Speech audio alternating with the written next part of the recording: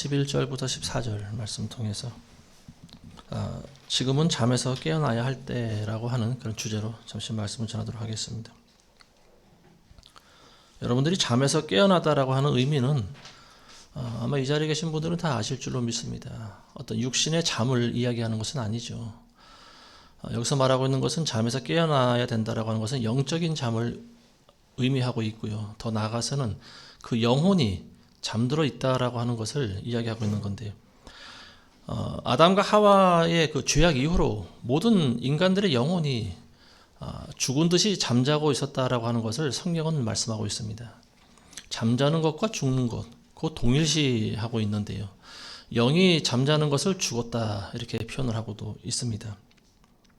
그래서 모든 자연인들, 예수 그리스도를 모르는 많은 자연인들은 하나님의 말씀을 들어도 인간의 마음으로 그걸 깨닫지 못합니다. 그래서 선지자 이사야가 일찍이 말씀하기를 너희가 눈이 있어도 보지 못하고 귀가 있어도 듣지 못하는도다, 이런 이야기를 성경이 하고 있습니다.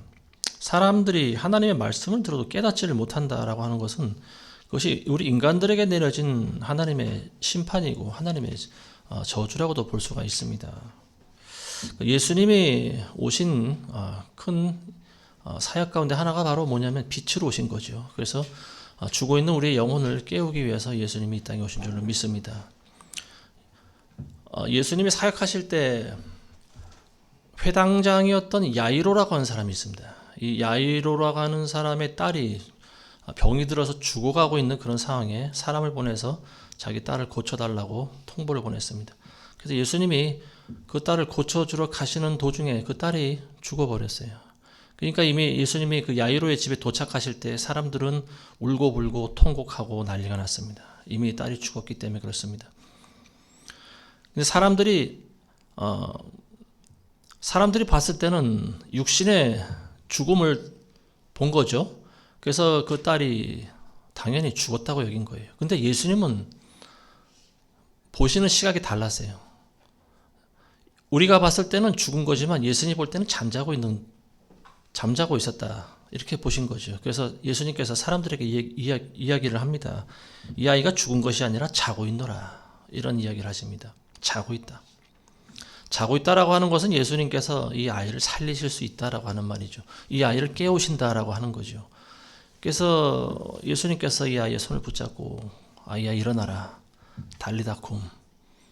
아이가 눈을 뜨고 일어납니다. 자, 이 아이의 모습이야말로 바로 저와 여러분들의 모습인 줄로 믿습니다. 예수님께서 여러분들을 깨우십니다. 저와 여러분들은 영적으로 우리 영혼이 육신 안에서 잠들어 있었지만 그러나 예수님께서 여러분들을 깨우신다라고 하는 거죠. 예수님이 이런 말씀하십니다. 너희가 나를 믿으면 죽어도 살겠고 그리고 살아서 나를 믿는 자들은 영원히 죽음을 맛보지 아니하리라. 그리스도 안에서 잠자는 자들을 예수님은 다시 살리신다라고 하는 사실을 여러분들 믿으시기 바랍니다.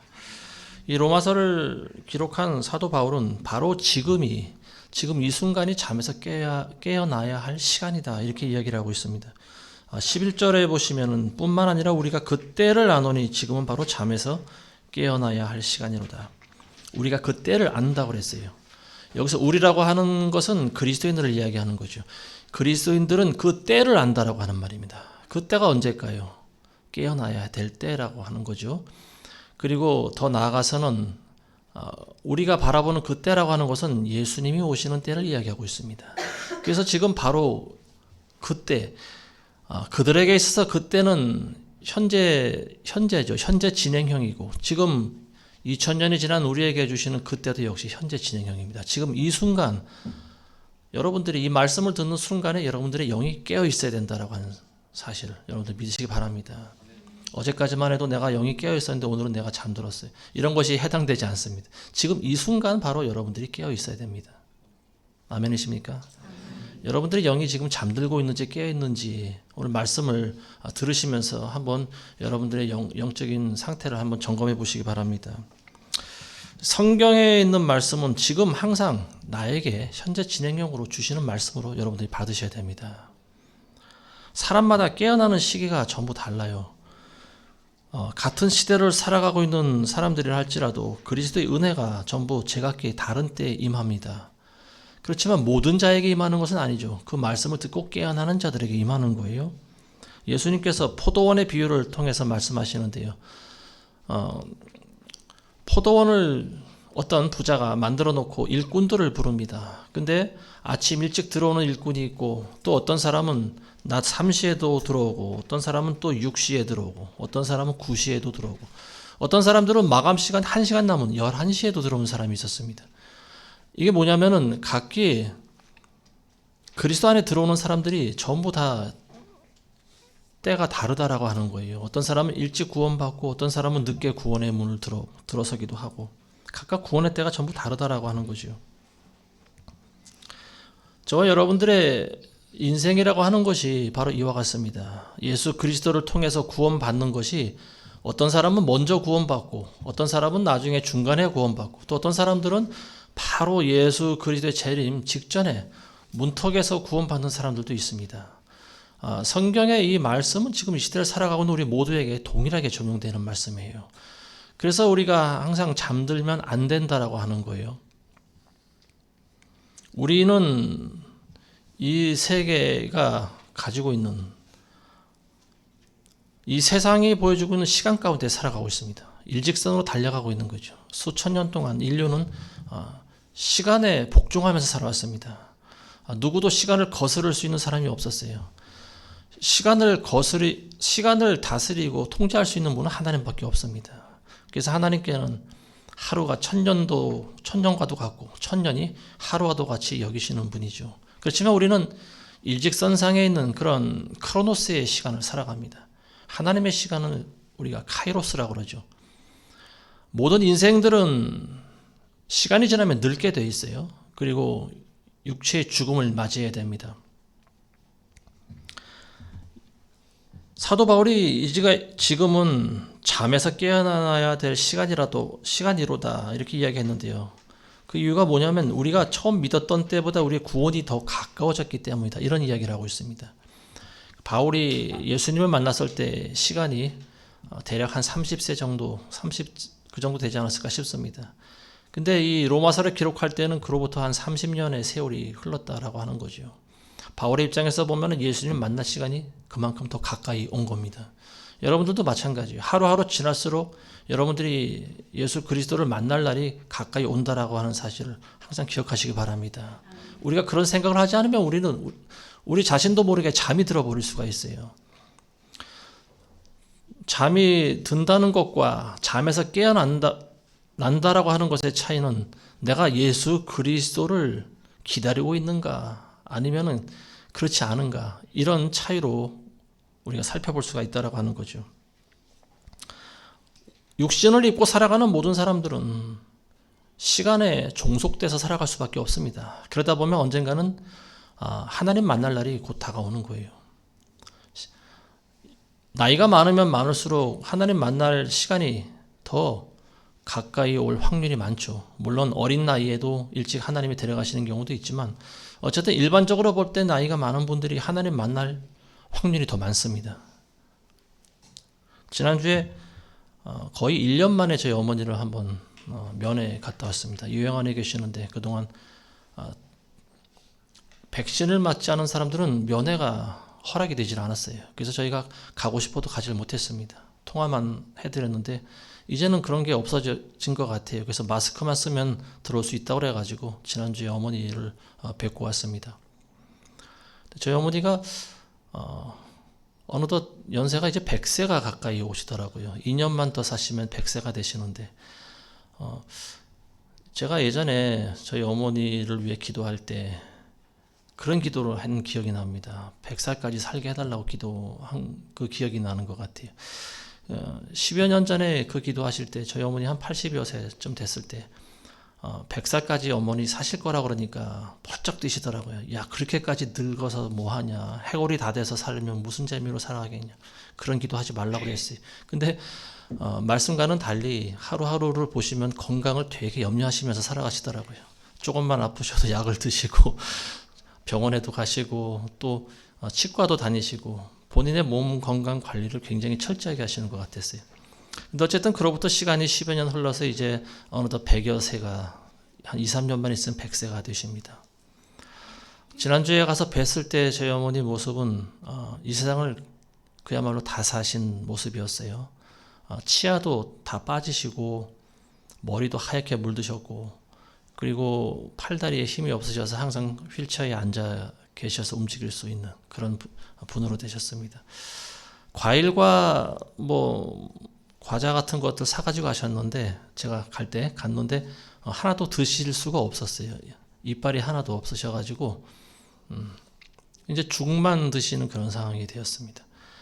그러니까 맛난 것도 드시지 못하고 맘대로 움직일 수도 없고 그리고 또 눈에 백내장이 와서 저도 잘 알아보지를 못했어요. 가까이 가서 얼굴을 들이대야 아들인 것을 분별할 수 있는 그런 상황이었습니다. 기쁨이 하나도 없어 보였습니다. 그래서 제가 드는 생각이 그거였어요. 아직 하나님께서 우리 어머니를 살게 하시는 이유가 아직 회개할 것이 좀 남아있고 세상을 잡고 있는 끈이 아직 남아있구나. 하나님 만날 날이 가까이 온 사람들은 본인의 불편함을 개의치 않습니다. 왜냐하면 하나님 만날 날이 더 기쁨이 크기 때문에 그래요. 이 세상에서 만난 것 먹지 못하고 움직이지 못하고 그리고 또 제대로 보지 못하고 이거 별로 중요하지 않습니다. 조금 있으면은 하나님을 만나기 때문에 그래요. 그 기쁨이 더 크기 때문에 그런 것들은 얼마든지 우리가 참고 인내할 수가 있습니다. 근데 아직 저희 어머니의 모습에서는 그런 믿음의 모습을 발견할 수가 없었어요. 이렇게 살아가면 뭐하냐 한숨만 쉬고 탄식하고 계셨어요. 그래서 내가 어머니 이제 하나님 만날 때가 가까이 왔는데 모든 사람이 나이가 늙으면 다 육신이 쇠퇴하지 않습니까? 어머니 나이를 한번 생각해 보세요. 이제 100살이 다 됐는데 저도 노안이 와서 눈이 침침하고 잘 안 보이는데 어머니는 오죽하겠습니까? 그리고 저도 이빨이 부실해서 임플란트를 벌써 몇 개를 했는데 어머니야 말할 것도 없지 않겠습니까? 우리에게 앞으로 남은 인생이라고 하는 것은 하나님을 만날 준비를 하는 것이 그리스도인의 모습입니다. 저는 아직 살 날이 많이 있는지 모르지만 어머니는 이제 살 날이 얼마 남지 않았다라고 하는 것을 제가 좀 주지시켜 드렸어요. 그렇다고 몇 년 있으면 어머니 죽습니다. 이렇게 말할 수가 없잖아요. 하나님 만날 준비를 해야 된다. 그런 말씀을 제가 드리고 왔습니다. 2년이든 3년이든 언제까지 하나님께서 이 세상에서의 시간을 허락하실지 모르지만 우리 모두가 기억해야 될 것은 우리는 항상 하나님 만날 준비를 해야 된다라고 하는 사실입니다. 그게 바로 사도 바울이 말한 지금이 바로 은혜 받을 만한 때고 지금이 구원의 날이로다. 이 말씀이에요. 우리가 젊다고 교만하거나 자부해서는 안 됩니다. 내가 지금 건강하다고 모든 것을 내 마음대로 다 하면서 살아가면 안 된다라고 하는 거예요. 그래서 우리는 항상 선줄로 알 때 넘어질까 주의해야 되는 그런 지혜가 필요합니다. 바울이 살았을 때를 비교하면은 2000년이 지났습니다. 그 때라고 하는 것은 예수님이 오시는 때를 이야기하는 건데요. 결론적으로 보면은 바울의 때보다 지금이 얼마나 더 가까이 왔을까요? 예수 그리스도의 재림의 시간이 바울의 때보다는 2000년이라고 하는 세월을 지금 뛰어넘고 있지 않습니까? 그때보다 지금이 훨씬 더 예수님의 재림이 가까이 온 때라는 사실을 여러분들 아시기 바랍니다. 2000년 동안 안 왔으니까 예수님은 영원히 안 오실 거야. 이런 건 믿음 없는 사람들이 생각하는 거고요. 저 여러분들은 오늘이라도 예수님 오실 수 있을 거야 라고 하는 그런 믿음을 가지고 살아가시기 바랍니다. 우리에게 주시는 이 날들을 하루하루를 우리가 헛되이 보낸다라고 하면요, 영원한 후회 가운데 있을지도 몰라요. 이 믿음의 행로라고 하는 것은 제가 늘 말씀드리지만 구원의 과정을 거치는 겁니다. 구원의 시작이 있으면 구원의 과정이 있고요. 그리고 마지막에 예수님 만나는 날, 거기가 바로 진짜 구원의 완성이 되는 거죠. 오늘 12절에 보시면은 밤이 많이 지났고 낮이 가까이 왔다. 바울이 이런 이야기를 하고 있습니다. 밤이 지났고 낮이 가까이 왔다. 밤이 지나면 당연히 낮이 가까이 오는 거지요. 근데 여기서 말하고 있는 것은 하루 24시간을 이야기하고 있는 것이 아니죠. 24시간을 나눠서 12시간은 낮이고 12시간은 밤이고 이런 말하고 있는 것이 아니죠. 영적인 어둠과 영적인 낮을 이야기하고 있는 거죠. 밤은 어둠을 상징하고 낮은 빛을 상징합니다. 창세기 1장에 보시면은 3절과 4절에 보시면 하나님께서 말씀하시기를 빛이 있으라 하시니 빛이 있더라. 하나님께서 그 빛을 보시니 그것이 좋았더라. 하나님께서 그 빛을 어둠에서 나누시더라. 자, 이런 말씀이 있습니다. 하나님이 태초에 천지를 창조하실 때 첫째 날에 지으신 것이 바로 빛입니다. 근데 빛을 지으실 때 빛을 보고 그걸 좋아하셨다라고 나와 있습니다. 근데 그 뒤에 뭐라고 말씀하시냐면 하나님께서 그 빛을 어둠에서 나누시더라 이런 말씀하고 계세요. 어둠에서 나누셨다. 이건 뭐냐면 빛과 어둠이 섞여 있었다라고 하는 거죠. 혼재해 있었다라고 하는 거예요. 그런 표현이 맞는 것 같습니다. 그래서 어둠으로부터 빛을 분리해내셨다라고 하는 거예요. 여기서 말씀하고 있는 이 빛과 어둠이라고 하는 것이 아까도 말씀드린 것과 같이 해와 달에 의해서 생기는 그런 빛과 어둠이 아니에요. 이것은 절대적인 빛이고 그리고 어둠은 절대적인 어둠을 흑암을 이야기하고 있습니다. 절대적인 빛이라고 하는 것은 곧 하나님을 말하는 거죠. 하나님의 나라를 상징하는 것이고요. 하나님 자신이 빛이 되지 않습니까? 예수님이 빛이시고 이 땅에 오신 빛으로 오셨다. 성경은 그렇게 말씀하고 있잖아요. 태초부터 존재한 것이 바로 이 빛과 어둠이라고 하는 거예요. 이 빛은 하나님의 나라를 상징하고 그리고 어둠은 사탄의 나라입니다. 흑암이죠. 흑암의 역사를 상징하는데요.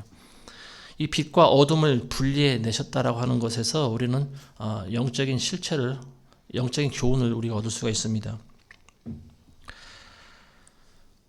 빛은 하나님에 속한 자들을 이야기하는 것이고 어둠은 사탄에게 속한 사람들을 이야기하고 있습니다. 그래서 하나님께서 이 빛을 어둠으로부터 분리해 내셨다라고 하는 말이 성경에 보면은요, 이스라엘 백성들을 애굽으로부터 이끌어내셨다라고 하는 데서 그 단서를 찾을 수가 있습니다. 하나님께서는 빛을 보시고 좋아하셨지만 어둠을 좋아하시지 않습니다. 그래서 빛과 어둠이 섞여 있는 것을 하나님이 원치 않으셨어요. 그래서 어둠으로부터 빛을 분리해 내십니다. 그래서 창세기에 출애굽기에 보면은 이스라엘 백성들을 그 죄악된 그런 민족인 애굽으로부터 홍해 바다를 건너서 따로 이끌어내십니다. 그때 어둠으로부터 빛을 분리해 내려고 하니까 어둠이 빛을 놓아줍니까? 안 놓아줍니까? 안 놓아줘요. 끈질기게 붙잡고 안 놓아주죠. 그래서 하나님께서는 애굽에 재앙을 내리시지 않습니까? 10가지 넘는 그런 재앙을 내리셔가지고 그 나라를 쑥대밭을 만들어 놓습니다. 그래서 결국은 이제 장자를, 그 나라에 있는 모든 장자들을 다 죽게 만드셔가지고 애굽 왕 바로가 이스라엘 민족들을 놓아주게 하십니다. 이처럼 빛이 어둠으로부터 분리되는 것은요, 굉장한 그런 진통을 낳게 됩니다. 고통을 수반하는 거예요. 어린아이가 태어날 때도 역시 고통과 두려움을 수반하게 되어 있습니다. 어린아이가 엄마의 뱃속에 있을 때는 굉장히 편안하죠. 엄마와 하나가 됩니다. 엄마가 먹는 음식이 내가 먹는 양식이 되고 엄마가 마시는 산소가 나에게 또 공급이 되는 거예요. 엄마의 생각이 또 나에게 전달이 됩니다. 그래서 태교를 또 어떻게 하느냐에 따라서 그 아이의 인성이 또 만들어지기도 하고요. 이와 같이 엄마와 태중의 아이는 하나라고 볼 수가 있는 거예요. 근데 때가 되면 어떻게 됩니까? 10달째가 되면은 아이가 나와야 되는 거예요. 분리되는 거예요. 엄마와 분리되는 거예요. 빛과 어둠이 나뉘듯이 이 태중의 아이는 모체와 분리되어야 됩니다. 그때 이 아이는 심한 두려움을 느껴요. 마음에 두려움을 느낍니다. 그래서 우는 거죠. 한 번도 분리된 경험이 없었기 때문에 그렇습니다. 밤이 많이 지나고 낮이 가까이 왔다라고 하는 것은 우리 개인적으로 보면 과거에 우리가 어둠의 세월을 살아왔다라고 하는 그런 의미도 되지만 이제는 거시적으로 봤을 때 사탄이 지배하는 이 흑암의 시대가 점점 끝나고 빛이 가까이 오고 있다. 즉 예수 그리스도의 나라가 점점 도래하고 있는 중이다. 이렇게 보시면 될 것 같습니다. 그래서 이제는 누구든지 깨어있다라고 하는 것은 뭐냐면 예수님의 재림을 기다려야 된다라고 하는 거죠. 이게 바로 모든 그리스도인들의 자세인데 이게 곧 깨어있는 거예요. 그렇지만 우리가 깨어있다고 해서 완전히 깨어있을 수는 없겠죠. 우리가 완전히 깨어난다라고 하는 것은 우리가 예수 그리스도를 직접 얼굴과 얼굴을 대면하면서 볼 때 우리가 비로소 완전히 깨어날 수 있습니다. 우리는 아직 육신 가운데 있기 때문에 완전히 깨어있을 수는 없어요. 정도의 차이가 있다 뿐이지 어느 누구도 이 세상에서 육신을 가지고 살아가는 사람들이 완전히 깨어있을 수는 없다라고 하는 것을 우리가 알아야 됩니다. 자, 그래서 12절에 보면은 바울이 밤이 많이 지나고 낮이 가까워 왔느니라. 그러므로 어둠의 행위를 벗어버리고 빛의 갑옷을 입자. 낮이 가까이 오니까, 즉 예수 그리스도의 재림이 점점 가까이 오고 있으니까 이제 너희는 어둠의 행위를 벗어버리고 그리고 빛의 갑옷을 입어야 된다. 이런 말하고 있습니다. 빛의 갑옷을 입어야 된다. 한자성어 중에 여러분들 그 환골탈태라고 하는 말 아십니까? 환골탈태. 이게 뭐냐면 뼈대를 바꾸어 끼고 그리고 태를 바꿔 쓴다. 뭐 이런 의미를 가지고 있어요. 뼈대를 바꾸고 태를 바꾸어 쓴다. 인간이 가지고 있는 본연의 모습과 전혀 다른 그런 형상으로 변화된다라고 하는 거예요. 저는 이 환골탈태라고 하는 말을 어디서 배웠냐면요. 무협지를 읽다가 배웠습니다. 제가 어릴 때 무협지를 많이 읽었는데요. 무협지에 보면은 이런 한자를 많이 공부하게 됩니다. 근데 주인공이 보면 항상 악인과 싸우다가 처음에는 져요. 힘이 부족해서 져요. 그래서 거의 다 죽게 되었을 때쯤에 도사를 만나죠. 기인을 만나게 되는데 이 기인으로부터 생명을 이 기인이 이상한 그런 약초와 그리고 또 많은 그런 기술을 전수를 해주죠. 그래서 그런 비법을 배운 이 주인공은 그 도사가 알려주는 대로 그 귀한 약초를 먹고 또 그가 고쳐주는 그 비법대로 하니까 환골탈태하는 그런 과정을 겪게 됩니다. 그때 쓰는 말이 환골탈태라고 하는 거예요. 그래서 그 주인공은 초인이 되어버립니다. 초인. 이건 뭐냐면 칼을 맞아도 죽지를 않는 거예요. 칼이 들어가질 않고 창으로 찔러도 죽질 않고 이러한 초인의 모습으로 변화되는 것. 이걸 우리가 환골탈태라고 합니다. 제가 왜 이 말씀을 드렸냐면요. 이게 제가 봤을 때 우리 이 땅을 살아가고 있는 사람의 언어로서 거듭난다라고 하는 것을 표현하기 가장 적합한 말이 이런 환골탈태라는 말이 아닌가 싶습니다. 아무리 세상적인 지식이 있는 사람에게도요. 거듭나는 것이 무엇인지 물어보면은 알 수가 없습니다. 대답을 하지 못해요. 예수님한테 니고데모라고 하는 유대인의 학자가 찾아왔었죠. 그때 예수님께서 그에게 사람이 거듭나지 아니하면 물과 성령으로 거듭나지 않으면 하나님의 나라가 들어가지 못한다. 근데 유대인의 학자라고 하는 지식이 많은 사람도 거듭나는 것이 뭔지 몰랐어요. 그래서 내가 어머니의 태로 다시 어떻게 들어갈 수가 있겠습니까? 이런 이야기를 하고 있는 거죠. 이때 쓰는 말이 환골탈태라고 하는 거죠. 뼈가 바뀌고 태를 바꿔 쓰는 것이다. 이게 우리의 육신으로부터 영혼이 분리되어야 된다라고 하는 거예요. 거듭난다라고 하는 것은 다르게 표현을 하면은요, 같이 합해져 있던 영과 육신이 분리된다라고 하는 겁니다. 영이 육신 가운데 묻혀 있을 때 우리가 아까 처음에 서두에 말했던 잠자고 있다 이렇게 이야기를 하는 거예요. 영이 살아난 것을 우리는 잠에서 깨어났다. 그리고 영이 산 것은 육신으로부터 영이 분리되었다. 이렇게 이해하시면은 우리가 이해하기가 굉장히 편합니다.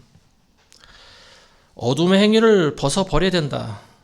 예수님이 오실 때가 가까이 왔기 때문에 어둠의 행위를 벗어버려야 된다라고 하는 거죠. 어떤 것이 어둠의 행위일까요? 오늘 성경에는 13절에 보시면은 낮에와 같이 단정히 행하고 흥청거리거나 술 취하지 말며 음란하거나 방탕하지 말며 다투거나 시기하지 말고, 그리고 14절에 보면 정욕을 채우려고 육신을 위해 계획하지 말라. 이런 것들이 어둠의 일이라는 거예요. 자, 구체적으로 사도 바울은 디모데후서 3장에 보면은요, 마지막 때 말세에 어려운 일들에 대해서 기록하고 있는데요. 이런 흥청거린다라고 하는 것은 세상에 취했다라고 하는 거죠. 그리고 음란과 방탕과 다투고 시기하고, 자, 뭐 이런 구체적으로 이런 이야기들을 하고 있는데요. 자세하게 설명하고 있습니다. 디모데후서 3장에 보면은요. 사람들이 자기를 사랑하고 돈을 사랑하고 자긍하고 교만하며 하나님을 모독하고 부모에게 불순종하고 감사하지 않고 거룩하지 않고 무정하고 화해하지 않고 모함하고 절제하지 못하며 사납고 선한 것을 좋아하지 아니하며 배반하고 분별이 없으며 자만하고 쾌락을 사랑하는 것이 하나님을 사랑하는 것보다 더하며 경건의 모양은 있으나 경건의 능력은 부인하는 자들이니 이런 자들에게서 돌아서라. 자, 지금 제가 한 20여 가지 말했습니다. 사람들이 자기를 사랑하고 돈을 사랑하고 이 20가지 중에서 여러분들 해당 안 되는 분들이 있습니까?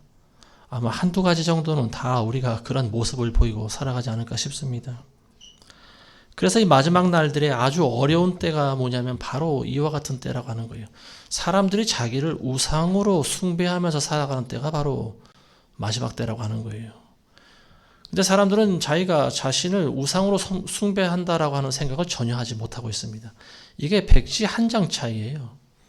하나님을 경배하든지 자기를 경배하든지 이 둘 중에 하나인데 사람들은 심지어는 교회 안에 그리스도인이라고 하는 사람들도 하나님을 경배한다고 하는 사람들도요. 하나님의 자리에 자기를 올려놓고 있는 경우가 있습니다. 근데 그거를 깨닫지 못하고 있는 거예요. 착각하면서 자기가 하나님을 경배한다라고 생각합니다.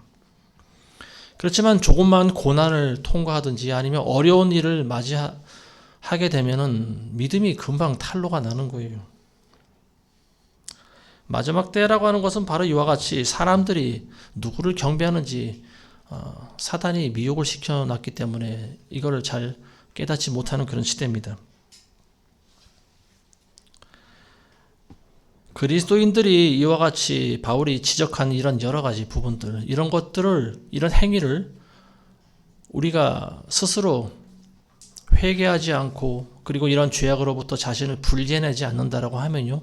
이런 죄들은 언젠가 우리를 다시 애굽으로 끌고 갑니다. 그래서 우리는 항상 세상과 분리될 줄 알아야 돼요. 그리고 육을 우리는 싸워서 이길 줄 알아야 됩니다. 어둠의 행위를 벗는다라고 하는 것은 뭐냐면 영이 우리 육신으로부터 점점 분리되는 것을 이야기하고 있어요. 영과 육이 분리되어야 된다라고 하는 거예요. 아까도 말씀드렸지만 잠들어 있는 자들은 영과 육이 합해서 하나가 되어 있는 거예요. 그러니까 영이 잠들어 있는 거죠. 그러니까 사람은 육신적으로 살아갈 수밖에 없어요. 무엇을 먹을까, 무엇을 마실까, 무엇을 입을까. 하나님의 말씀을 들어도 깨닫지 못하고요. 이게 철저히 육신적인 사람들이에요. 영과 육이 분리가 되지 않았기 때문에 그렇습니다. 그래서 이런 사람들이 죽음을 맞이하면 어떻게 되느냐 하면은 육을 따라가게 돼 있어요. 영과 육이 합해 있기 때문에 육이 죽으면 썩어서 땅으로 들어가지 않습니까? 그 영혼이 땅 밑으로 가는 거예요. 곧 지옥으로 가는 겁니다. 이게 사실 모든 인간들의 생애인지도 몰라요. 많은 사람들이 어디서 와서 왜 살며 어디로 가는지 알지 못하고 육을 따라 살다가 죽으면 지옥으로 끌려가는 거예요. 그러니까 이 인생이 얼마나 불쌍합니까? 자신의 정체도 모르고 왜 살아가야 되는지 의미도 모르고. 그래서 예수님께서 이 세상을 사랑하사 이 땅에 오신 겁니다. 그래서 저와 여러분들을 위해 죽으시고 여러분들에게 천국 갈 수 있는 길을 마련해 주신 줄로 믿습니다. 영과 육이 우리가 이 세상 살아갈 때 분리되지 않으면요. 결국은 육이 죽으면 육을 따라 영도 죽습니다. 그렇지만 영과 육이 분리된 사람들은요. 항상 그 안에서 서로 싸워요. 영이 육을 이길 때가 있고 또 육이 영을 이끌어올 때가 있습니다. 그래서 우리 안에서 항상 선과 악이 두 개가 싸우고 있는 거예요. 바울 선생이 얘기한 것이 바로 이와 같은 겁니다. 내 안에서 선과 악이 서로 싸우고 있다. 오호라 나는 곤고한 자로다. 누가 나를 사망의 몸에서 이끌어내랴. 바울과 같은 사람도 그 육이 얼마나 강한지요. 영을 항상 이끌어서 이기려고 합니다. 그렇지만 저와 여러분들은 그런 것들로 인해서 너무 걱정하거나 두려워하실 필요가 없어요. 왜냐하면 우리의 대장이신 예수님이 우리를 위해서 이 세상을 이겼기 때문에 그렇습니다. 그리고 우리 안에 계신 하나님의 성령이 여러분들을 도와주고 계십니다. 어둠의 행위를 벗어버리고 빛의 갑옷을 입어야 된다. 빛의 갑옷. 빛의 갑옷이라고 하는 것은 우리가 다른 말로 의의 옷이라고도 하죠. 요한계시록에 보면은 세마포 옷으로도 또 표현하고 있는데요. 이 세상에 죄악된 세상을 벗어난 사람들이 예수님 앞에 서게 될 때 입는 옷을 이야기하고 있습니다. 창세기에 보면 인간들이 죄악을 저지르고 나서 자신들의 상태를 깨닫죠. 눈이 밝아지기 때문에 죄를 깨닫습니다. 선악과를 따먹기 전에는 죄가 뭔지도 몰랐어요. 그럴 때는 죄가 나에게 더 이상 죄가 되지 않습니다. 죄를 몰랐기 때문에. 그렇지만 선악과를 따먹고 나서 눈이 밝아진 이후로는 죄가 죄로 역할을 하게 되는 거예요. 그래서 이 사람들이 처음에 눈이 밝아진 이후에 한 일이 뭐냐면 무화과나무를 따서 자기 앞을 가린 일이었습니다. 수치를 가려버린 거예요. 근데 하나님께서는 짐승을 잡아서 가죽으로 옷을 만들어 입게 하셨습니다. 이게 바로 예수 그리스도로 옷을 입는 겁니다. 이게 바로 빛의 갑옷이라고 하는 거예요. 우리가 만든 옷은 우리의 수치를 가릴 수가 없어요. 육신을 가릴 뿐입니다. 시간이 지나면 그건 금방 낡아져서 없어져 버리는 거예요. 그래서 그걸 우리가 자기 의라고 합니다. 종교주의자들이 입고 있는 옷이 바로 그런 거예요. 교황이 입고 있는 옷 같은 거, 자기 의를 입은 거예요. 거룩한 옷과 땅까지 끌리는 그런 거룩한 옷을 입고 머리에 큼지막한 왕관을 쓰고 또 손에는 또 요상하게 생긴 지팡이를 들고 십자가로 또 목걸이를 매달고 거룩한 표정을 짓고 거룩한 몸짓으로 성도들을 축복하고 다니지만 그러나 결국은 우상 숭배자밖에 되질 않는 거죠. 아무리 거룩한 모습을 하고 있어도 그 영이 거룩하지 않으면요 마지막 날에 구원을 받지 못합니다.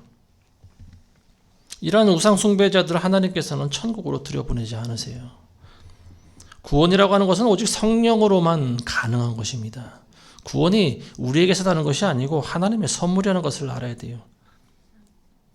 빛의 갑옷을 다른 말로 하면은 에베소서에 보면은 또 그 하나님의 전신갑주라고도 표현할 수가 있는 거죠. 구원의 투구와 의의 흉배와 진리의 허리띠와 평안의 예비한 복음의 신발과 믿음의 방패와 그리고 또 성령의 검 이런 것들로 자신을 가리는 겁니다. 이게 바로 세상으로부터 자신을 보호할 수 있는 것이죠. 이걸 빛의 갑옷이라고도 하고 성령의 전신갑주라고도 하고 의의 옷이라고도 합니다. 그리고 이런 옷은 오직 예수 그리스도의 피로 핏값을 주고 산 사람들만 입을 수 있는 거예요. 하나님의 아들을 믿는 자들에게 하나님께서 선물을 주신데 그것이 바로 양을 잡아서 옷을 입혀주는 것과 똑같은 거예요. 예수님의 피로 우리를 사신 것과 똑같은 겁니다. 그래서 예수 그리스도가 내 주인이 된 사람들은 의의 옷을 하나님께서 예비해 주고 계십니다. 그래서 우리가 육신 장막을 떠날 때 하나님께서 그 옷을 우리에게 입혀주시는 거예요. 그게 바로 빛의 갑옷입니다. 이 빛의 갑옷이라고 하는 것은 지금은 우리가 눈에 보이질 않아요. 근데 빛의 갑옷을 입은 사람들은 다른 사람들이 우리를 보고 알아봅니다. 복음 전파라고 하는 것은요, 우리가 굳이 말이나 어떤 성경의 교리라든지 이런 것보다 여러분들의 모습을 통해서 예수님의 모습을 발견하는 거예요. 그래야 복음이 잘 전파가 됩니다. 우리가 아무리 가지고 있는 많은 해박한 지식과 또 성경에 통달한 사람이라 할지라도 그런 걸로 사람을 변화시킬 수가 없습니다. 가장 효과적인 전도 방법은 여러분들이 빛의 갑옷을 입고 있는 것이에요. 빛의 갑옷을 입은 사람들은 서로 사랑할 줄 압니다. 여러분들의 몸과 같이 이웃을 사랑할 줄 알고요. 그리고 여러분들의 배우자를 사랑할 줄 알고 서로 사랑하며 살아가는 거예요. 서로 사랑하면서 살아갈 때 비로소 저들이 그리스도의 제자인 줄 안다고 그랬습니다. 우리가 아무리 말로 떠들어도 소용없어요. 우리가 그렇게 사랑하면서 살아가고 있는 모습을 볼 때 세상 사람들이 비로소 우리를 그리스도인이다 이렇게 인정을 해줍니다. 예수님께서 비유로 말씀하실 때 왕의 혼인잔치 비유를 말씀하시죠. 그때 그 주인이 자기 아들을 혼인잔치를 여는데 종들을 보내서 많은 사람들을 초대합니다. 근데 초대받은 사람들이 오질 않아요. 여러 가지 핑계를 대면서 오질 않아요. 그래서 이 왕이 다시 종들을 보내서 다시 두 번째 초대합니다. 그랬더니 사람들이 역시 마찬가지로 오질 않는 거예요. 왕이 오라고 초대하는데도 오질 않는 거예요. 그리고 초대장을 가지고 간 종들을 붙잡아서 때리고 모욕하고 심지어는 죽입니다. 그러니까 그 사실을 한 왕이 진노하는 거예요. 그래서 군사들을 보내서 그 살인자들을 다 죽이고 성을 불살라 버립니다. 그 마을을 쑥대밭을 만들어 버립니다. 이 사람들이 누구냐면 유대인들입니다. 바벨론의 멸망을 당했죠. 하나님께서 선지자들을 보내서 하나님의 말씀을 전하는데 이 사람들은 그 안에 교만이 가득 차서 선지자들을 오히려 잡아 죽입니다. 그러니까 하나님께서는 결국은 이스라엘을 심판하시는데 바벨론에 멸망당하게 하시죠. 그래서 포로가 돼서 70년 동안 바벨론에서 살아가게 하십니다. 자, 그리고 그 이후로도 예수님 오실 때까지도 이런 일이 계속되고, 그리고 지금도 사실은 그 일이 완전히 끝난 것은 아니죠. 유대인들에게 주어졌던 하나님의 은혜가 지금은 이방인들에게 주어진 거예요.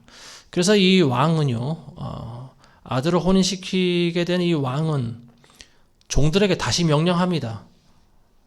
이제는 거리에 나가서 아무나 다 데려오라고 이야기를 하고 있습니다. 그래서 전원자나 봉사나 귀머거리나 모든 자들을 다 데려오라고 이야기를 하고 있어요. 이 사람들이 누구냐면 바로 이방인들이에요. 바로 저 여러분들 같은 사람들입니다. 그래서 하나님의 은혜가 지금 우리에게 주어지고 있는 거예요.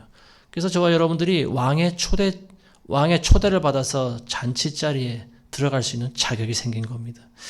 자, 근데 그게 다가 아니죠. 왕이 나와서 잔치 자리를 이렇게 보면서 둘러보면서 다닙니다. 근데 그 중에 한 명을 지적해요. 이 사람이 어떤 사람이냐면 예복을 입지 않은 사람입니다. 다른 사람들은 다 예복을 입고 있었어요. 근데 이 사람은 예복을 입고 있지 않았어요. 그 예복이 바로 의의 옷이라고 하는 거예요. 예수 그리스도로 옷을 입고 있지 않은 사람을 이야기하고 거는 거예요. 그래서 종에게 명령을 합니다. 이 사람의 수족을 결박해서 밖에다 집어 던지라고 합니다. 그래서 그 사람이 잔치 자리에 초대는 받아서 그 자리까지 나왔지만 결국은 결박당해서 바깥에 버려집니다. 이 사람은 흑암 속에서 영원토록 이를 갈면서 슬피 울게 될 것이다. 그런 이야기를 하고 있습니다. 그러면서 예수님이 이 비유를 말씀하시면서 하시는 말씀이 뭐냐면 초대를 받은 사람은 많아도 택함을 받은 사람들은 적도다. 왕의 잔치에 초대를 받아서 많이 왔지만 택함 받은 사람이 없다. 즉 구원의 길로 들어간 사람이 없다라고 하는 거죠. 예수 그리스도의 피의 옷을 힘입어서 의의 옷을 입고 잔치에 나간 사람들이 없다라고 하는 겁니다. 또 예수님을 찾아온 어떤 청년이 있었죠. 부자 청년, 관원이었던 이 청년이 율법도 지키고 또 많은 일도 하나님의 나라를 위해서 했습니다. 그랬더니 결국은 예수님께서 말씀하실 때 이 청년이 근심하면서 돌아갔는데요. 예수님 어떤 말씀하셨을까요? 네가 가지고 있는 모든 것을 다 팔아서 가난한 자들에게 주고 너는 나를 따르라. 근데 여기에 걸려버리는 거죠. 이 청년이 가지고 있는 것이 너무 많았기 때문에 자기 재산을 가난한 자들에게 주고 싶은 마음이 없었던 거예요. 아까운 거죠. 수많은 이 내 재산을 어떻게 가난한 자들에게 다 주고 그럼 나는 뭐 먹고 살아갈까? 그럼 나는 거지가 되는 거 아닌가? 예수님이 시험하신 거죠. 근데 그 청년이 그 시험을 통과하지 못합니다. 그리고 하나님의 아들 앞에서 등을 돌리고 다시 세상으로 돌아갑니다. 예수님이 그 모습을 보시면서 얼마나 쓸쓸해 하셨을까요? 제자들에게 그런 말씀하시죠. 부자가 천국 들어가는 것이 낙타가 차라리 바늘기로 들어가는 것보다 어려울 것이다. 제자들이 놀라서 물어봅니다. 주여, 그러면 천국에 들어갈 자가 누굽니까? 누가 구원을 받을 수 있겠습니까? 예수님께서 이렇게 대답하세요. 사람으로서는 불가능하나 하나님으로서는 불가능한 것이 없느니라. 하나님으로서는 불가능한 것이 없다. 구원을 받게 하실 수 있다라고 하는 거예요. 구원의 주체가 우리가 아니라고 하는 거죠. 구원을 주시는 분은 하나님이십니다. 그래서 우리는 오직 우리에게 은혜를 주신 분에게 순종할 줄 알아야 됩니다. 우리는 그걸 받으면 되는 거예요. 하나님이 은혜 주실 때 그걸 받고 감사하면 되는 겁니다. 그리고 말씀대로 살아가면 되는 거죠. 웬 은혜인지 모르지만 어쨌든 나에게 주어진 은혜를 우리는 그냥 값없이 받은 거예요. 이걸 우리가 어떻게 갚을 수가 없습니다. 갚을 길이 없어요. 그래서 우리는 이거를 갚지 못하기 때문에 이런 은혜를 주신 분을 위해서 우리는 죽을 줄 알아야 된다라고 하는 거예요. 이 은혜라고 하는 것은 우리가 목숨을 수천만 개를 다 드려도 갚을 수 있는 것이 아니에요. 인간의 목숨으로서는 이걸 갚을 수가 없습니다. 그래서 하나님의 아들이 이 땅에 오신 거잖아요. 어린 양의 구속함을 받은 자들, 이 사람들이 곧 택함 받은 자들이에요. 그리고 이런 자들에게 하나님께서 의의 옷을 입혀주십니다. 이게 바로 하나님이 우리에게 주시는 선물이에요. 자, 택함을 받은 자들이라고 하는 것은 이와 같이 하나님의 은혜에 감사할 줄 아는 자들입니다. 그리고 어둠의 일에 관여하지 아니하고요. 그리고 빛의 갑옷을 입고 이런 자들은 그리스도를 따라다니는 자들입니다. 주님이 가시는 데마다 따라다니는 자들이에요. 어린 양이 가는 곳마다 따라다니는 자들이 그리스도인들입니다. 그래서 이런 자들이 그리스도와 함께 살고 그리스도와 함께 죽는 자들입니다. 살아도 주를 위해 죽고 살아도 주를 위해 살고 죽어도 주를 위해 죽는 자들, 이런 자들이야말로 의의 옷을 입고 천국에 들어갈 수 있는 자격이 있는 거죠. 하나님께서 우리에게 주신 의의 옷, 빛의 갑옷이라고 하는 것은요, 우리가 아무나 입을 수 있는 옷은 아니죠. 주님이 가시는 곳마다 주님과 동행하는 자들에게만 주어지는 거예요. 열왕기 하에 보면은 엘리야와 엘리사 이야기가 나오죠. 근데 엘리야가 때가 되니까 하늘로 올라갈 준비를 합니다. 근데 엘리야가 가는 곳마다 엘리사가 따라다니지 않습니까? 그리고 요단강을 건너가니까 드디어 하늘에서 불말과 불병거가 내려옵니다. 그래서 엘리야가 그 마차를 타고 하늘로 올라가는데 밑에서 엘리사는 그걸 하염없이 바라보고 있어요. 근데 하늘에서 뭐가 내려오는데 보니까 그게 뭐냐면 겉옷이죠. 엘리야가 입었던 겉옷입니다. 이 세상의 옷은 이 세상에 남겨져야 되는 거죠. 엘리야가 승천하면서 올라갈 때 하나님께서 옷을 갈아입히십니다. 이 세상에 땀에 찌든 옷을 이 땅에 버리게 하시고요. 하나님께서 빛나는 의의 옷을 입혀주십니다. 저와 여러분들도 그런 옷을 입고 올라가야 되는 거예요. 예수 그리스도로 옷 입은 사람들은요, 예수 그리스도의 모습을 나타내게 되어 있습니다. 이런 사람들은 자기 정욕을 채우려고 육신을 위해서 계획하면서 살아가지 않는다라고 하는 거죠. 자, 이 말씀은 하나님의 나라보다 자신을 위해서 무엇을 먹을까, 무엇을 마실까, 무엇을 입을까, 이걸 계획하지 말라고 하는 거예요. 그런 것 자체를 계획하지 말라고 하는 것이 아니라 하나님의 나라보다 먼저 나 자신을 위해서 계획하지 말라고 하는 말입니다. 우선순위를 이야기하고 있는 거예요. 모든 사람이 다 먹고 마시고 입어야 살아갈 수 있는 거 하나님께서 아십니다. 그렇지만 하나님의 나라와 그의 의를 먼저 구하라고 예수님 말씀하십니다. 이 사람들이 그리스도인이에요. 우리가 볼 때는 이게 별 차이가 없는 것 같지만 이게 바로 구원받은 백성과 구원받지 못한 사람을 나눌 수 있는 그런 분수령이 될 수 있다는 것을 여러분들 아셔야 됩니다. 많은 사람들이 하나님의 나라보다는 자기 육신의 정욕과 안목의 정욕과 이생의 자랑을 위해서 살아갑니다. 이런 일들을 위해서 계획하면서 살아가는 거예요. 그러니까 이런 사람들이 결국은 고난을 맞이하거나 어떤 하나님의 말씀 앞에, 그러니까 세상의 어떤 핍박 앞에 섰을 때 쉬운 길을 선택합니다. 하나님의 나라보다는, 십자가의 길보다는 쉬운 일을 선택해요. 육신의 일을 도모하기 때문에 그렇습니다. 자기 육신을 위해서 이미 계획을 다 해놓은 사람에게는 하나님의 나라가 임할 자리가 없어요. 세상이 가득 차 있기 때문에 그렇습니다. 많은 그리스도인이라고 하는 사람들도 마찬가지예요. 하나님의 자리에 자기가 올라서는 순간 하나님의 나라가 임할 자리가 없습니다. 겉으로 볼 때는 교황과 같이 거룩해 보이지만 그러나 그 안에 하나님의 나라가 임하지 않습니다. 이 세상이 하나님을 어떻게 대접하고 있는가 우리는 잘 알아야 됩니다. 이 세상이 하나님을 존경합니까? 존경하지 않죠. 경배하지 않죠. 하나님을 무시하죠. 하나님을 믿지도 않죠. 그래서 하나님께서 이 세상에 주시는 심판이 있어요. 그게 뭐냐면 미혹을 풀어버리시는 겁니다. 이 땅에 미혹을 내리시는 거예요. 미혹이라고 하는 것이 마귀만 우리를 미혹시키는 게 아니에요. 하나님께서도 심판하시기 위해서 미혹을 허락하십니다. 예레미야서 13장 16절에 보시면요. 그가 흑암을 일으키시기 전에 너희의 발이 어두운 산들에서 넘어지기 전에 너희가 빛을 찾는 동안 그가 빛을 죽음의 그림자로 바꾸어서 완전한 흑암으로 만들기 전에 주 너희 하나님께 영광을 돌려라. 지금이 바로 그때인 것 같아요. 하나님께서 어떤 사람에게는 빛을 죽음의 그림자로 바꿔버리십니다. 그리고 흑암을 빛으로 또 받게 하세요. 하나님께서는 자신의 욕망을 위해 계획하고 살아가는 사람들에게 빛과 어두움을 혼동하게 만들어 버리십니다. 이게 가장 무서운 그런 하나님의 심판이 아닌가 싶어요. 많은 사람들이 어둠을 빛으로 착각합니다. 그리고 빛을 어둠으로 알고 살아가고 있어요. 불신자들은 뭐 말할 것도 없거니와 그리스도인이라고 하는 사람들도 빛과 어둠을 서로 혼동하면서 살아갑니다. 사람들이 육신으로부터 자기 영이 분리되는 그런 과정을 겪지 않으면요, 빛과 어둠을 혼동하게 돼 있어요. 왜냐하면 영과 육이 서로 하나가 되어 있기 때문에 그렇습니다. 그래서 이 사람들에게는 빛이 어둠이고 어둠이 빛이고 별로 중요하지가 않은 거예요. 결국은 그리스도를 따른다라고 하는 사람들도 이게 분리되는 과정을 겪지 않으면요, 결국은 영과 육이 하나가 되는 거죠. 잠들어 있는 거예요. 영이 그냥 죽어서 깨어나지 못하고 있는 거예요. 영과 육이 하나 되어 있으면 육으로 끌려가게 되어 있습니다. 그래서 하나님께서는 성령을 보내주십니다. 그래서 그리스도를 믿고 그 아들의 이름을 믿고 순종하는 자들에게 하나님의 성령을 보내주십니다.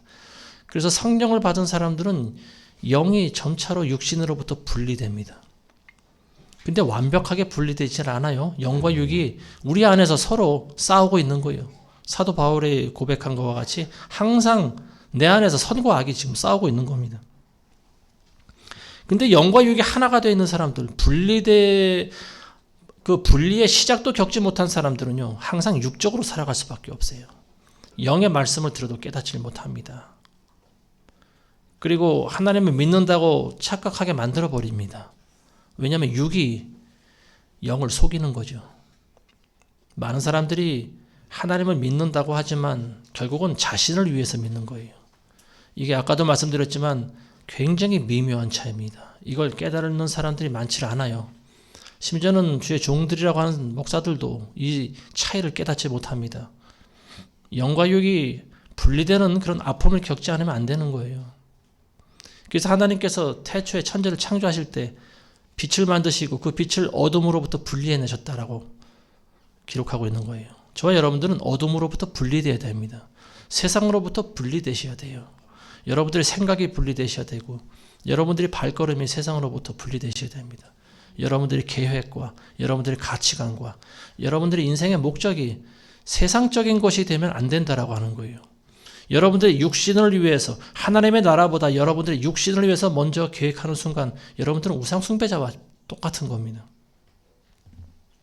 많은 사람들이 우리가 지난 3년간 이 전염병 사태를 겪으면서 빛과 어둠을 구별하지 못하잖아요.